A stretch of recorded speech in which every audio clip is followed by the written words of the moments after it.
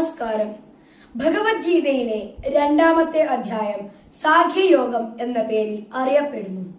ഈ അധ്യായത്തിലാണ് ശ്രീകൃഷ്ണൻ അർജുനനോട് ജീവിതത്തിന്റെ യഥാർത്ഥ സ്വഭാവവും കർത്തവ്യബോധവും വളരെ വ്യക്തമായി വിശദീകരിക്കുന്നത്.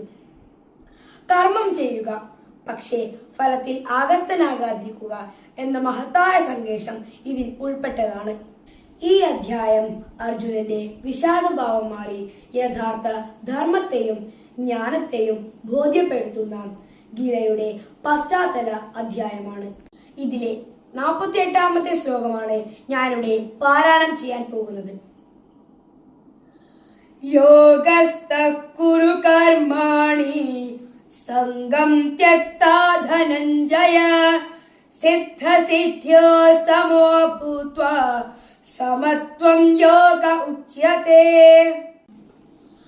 അർത്ഥം: അർജുന, യോഗാനിഷ്ഠനായി ആസക്തി വെടിഞ്ഞ് ഫലം ലഭിക്കുന്നതിലും ലഭിക്കാതിരിക്കുന്നതിലും സമചിത്തത പാലിച്ചുകൊണ്ട് കർമ്മം ചെയ്യുക. സമചിത്തതയാണ് യോഗം എന്ന് പറയപ്പെടുന്നു. വിരുദ്ധഭാവങ്ങളെ സമചിത്തതയോടെ നേരിടുന്നതാണ് യോഗം. നന്ദി, നമസ്കാരം.